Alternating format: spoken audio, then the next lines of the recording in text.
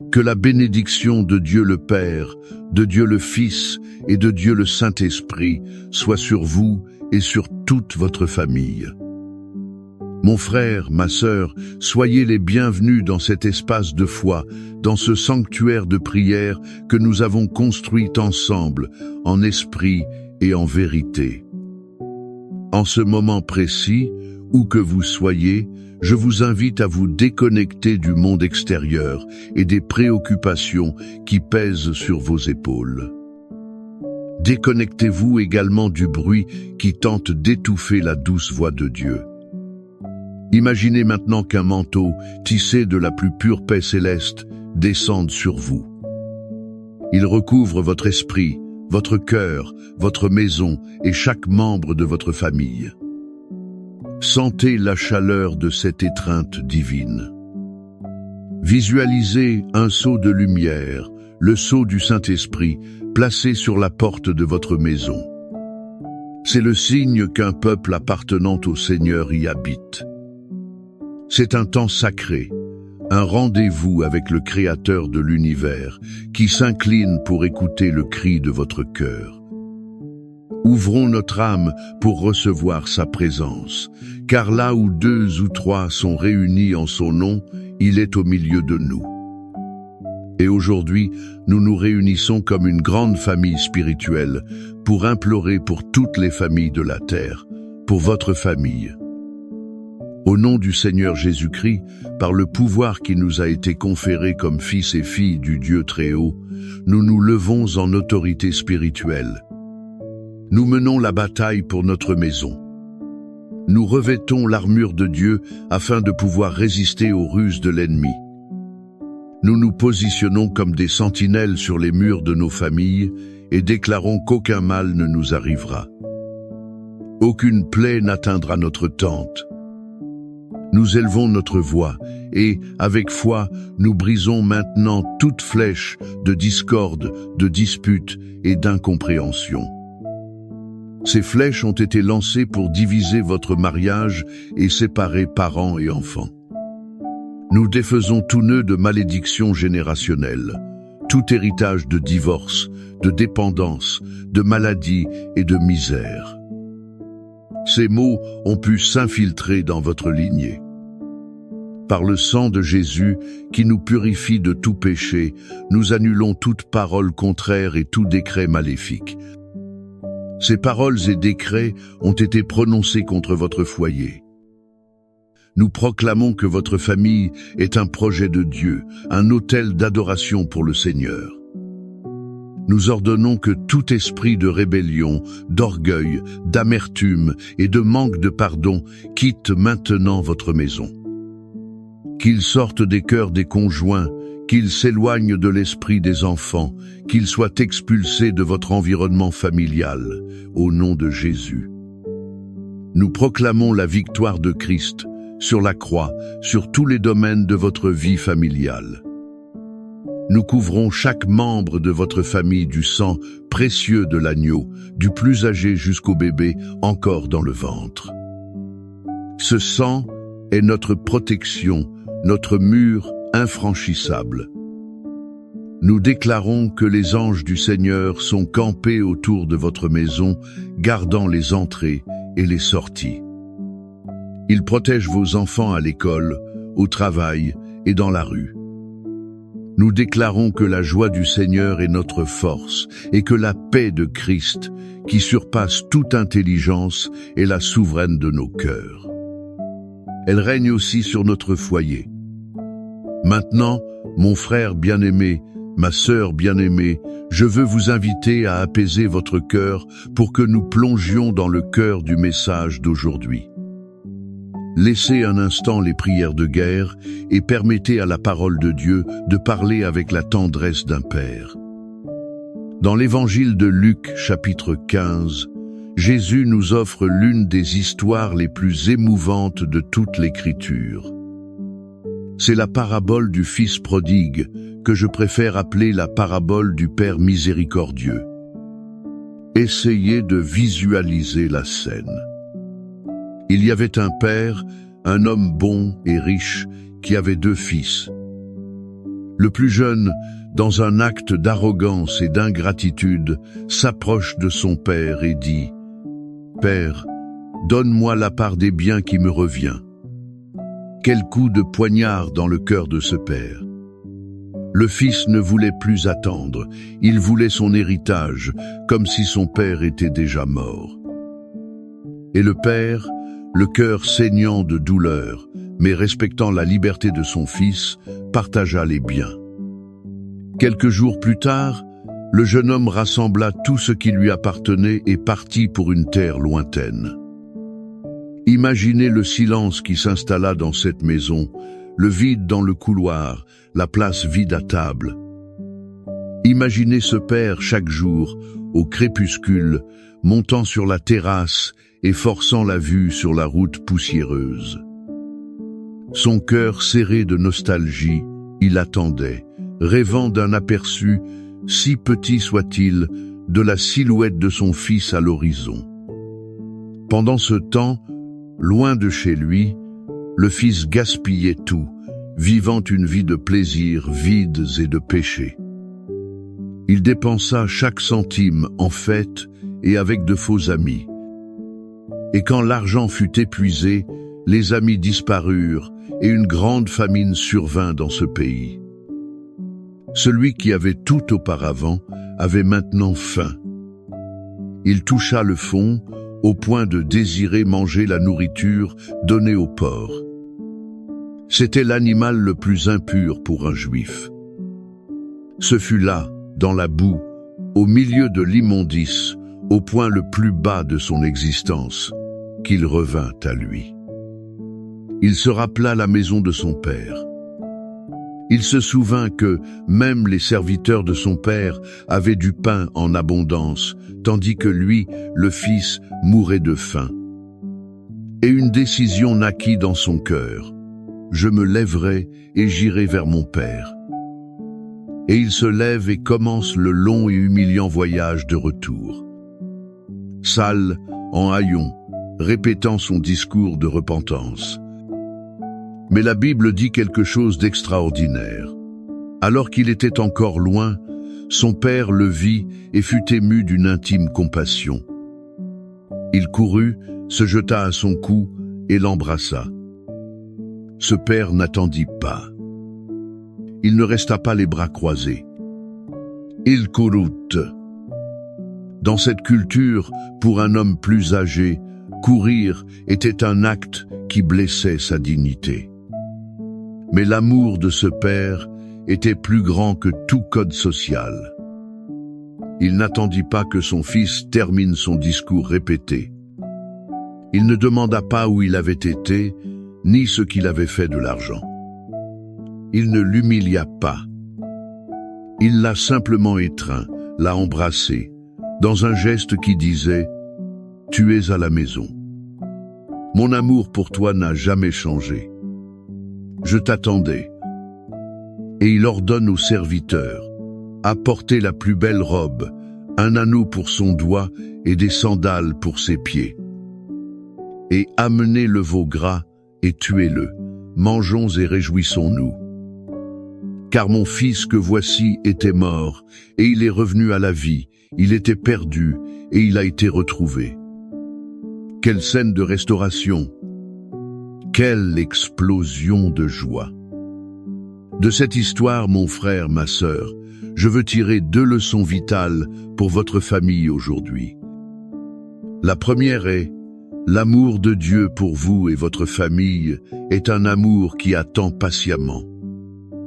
Peut-être êtes-vous ce père ou cette mère qui aujourd'hui regarde la route, attendant le retour d'un fils ou d'une fille qui s'est égaré. Cet enfant a pris de mauvaises décisions, vit loin de Dieu et des principes que vous avez enseignés. Votre cœur est en morceaux. Mais je veux vous dire, ne perdez pas espoir. Continuez à regarder l'horizon en prière, car notre Père Céleste comprend votre douleur et il attend aussi.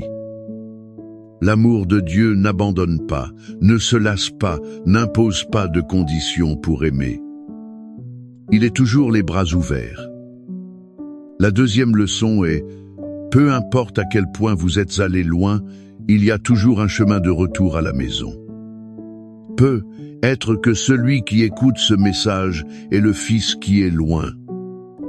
Vous vous sentez sale, indigne, perdu au milieu de la boue de vos erreurs. Vous pensez que vous n'avez plus de remède, que Dieu ne vous accepterait pas de nouveau. Le mensonge de l'ennemi est de dire que vous êtes allé trop loin. Mais la vérité de l'Évangile est que la grâce de Dieu est plus grande que votre péché. Le Père court vers vous en ce moment précis.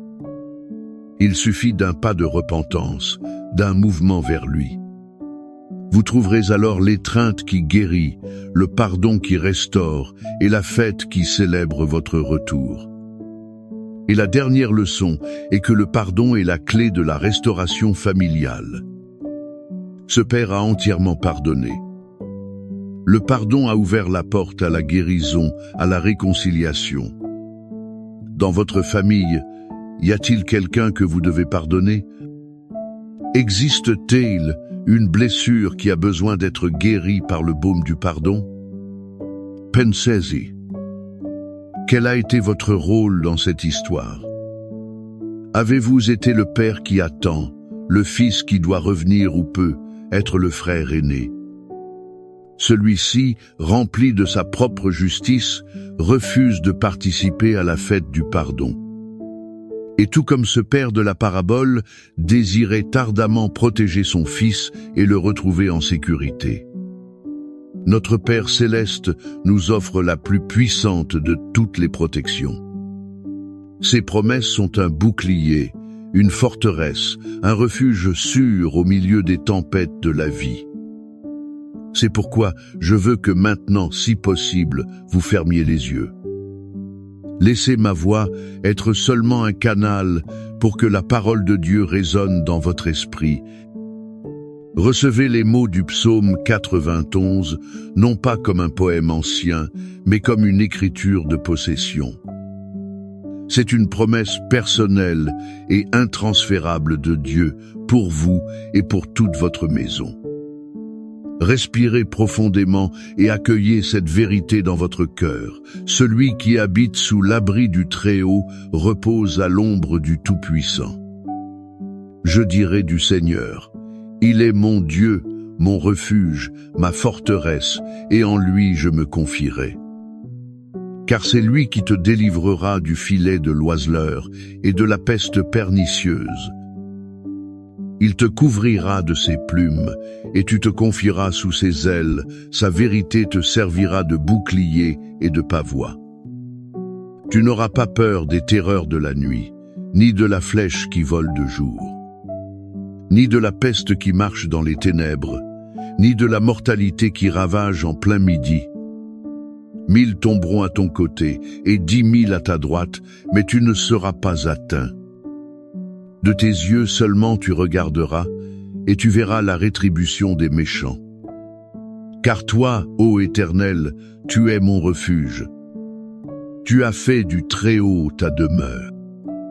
Aucun mal ne t'arrivera, et aucune plaie n'approchera de ta tente. Car il donnera des ordres à ses anges à ton sujet, pour te garder dans toutes tes voies. Ils te porteront sur leurs mains, de peur que ton pied ne heurte une pierre. Tu marcheras sur le lion et sur l'aspic, tu fouleras aux pieds le lionceau et le serpent. Parce qu'il m'a aimé avec tant d'ardeur, je le délivrerai aussi, je le mettrai en lieu sûr, car il connaît mon nom.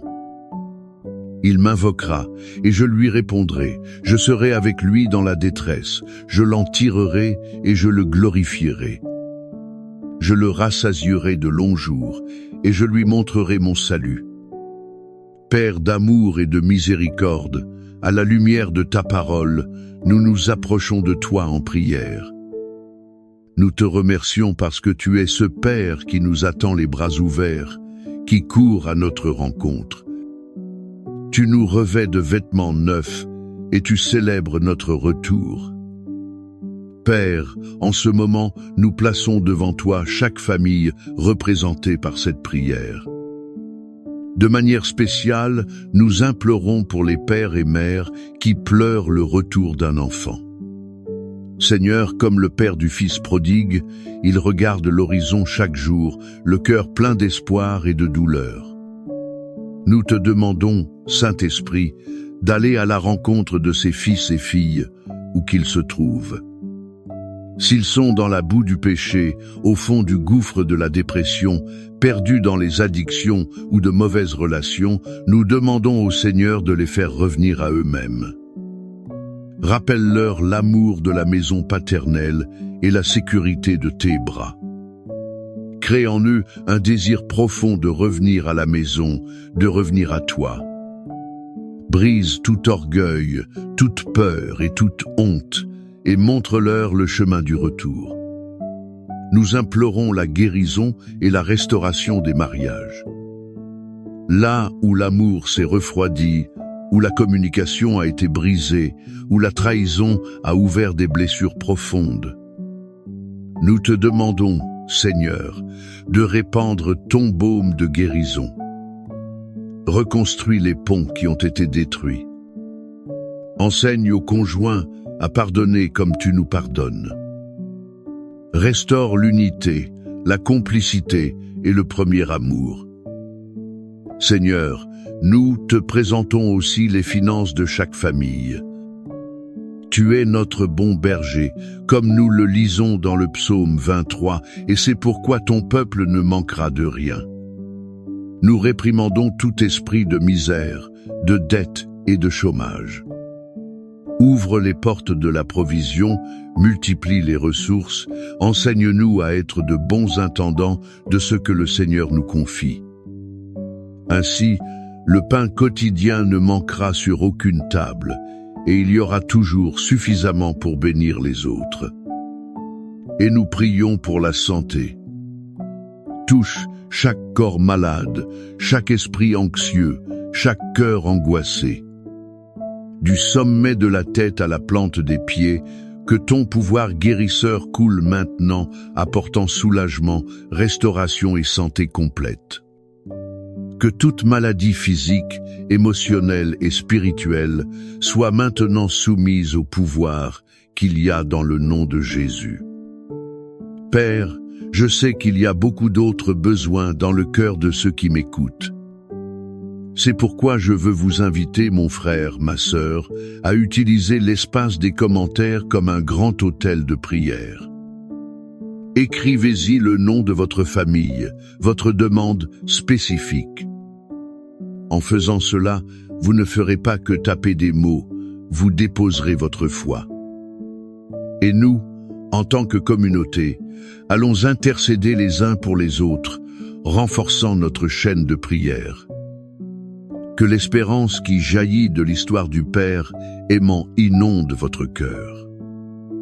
Que la certitude de la protection promise dans le psaume 91 soit votre bouclier. Que la paix du bon berger qui nous guide par le psaume 23 calme votre âme. Que l'amour du Père qui accueille, la grâce du Fils qui rachète et la communion du Saint-Esprit qui unit et restaure soit sur vous, sur votre maison, et sur toute votre descendance, aujourd'hui et pour toujours. Recevez cette bénédiction et vivez dans la victoire que Christ a remportée pour vous. Amen.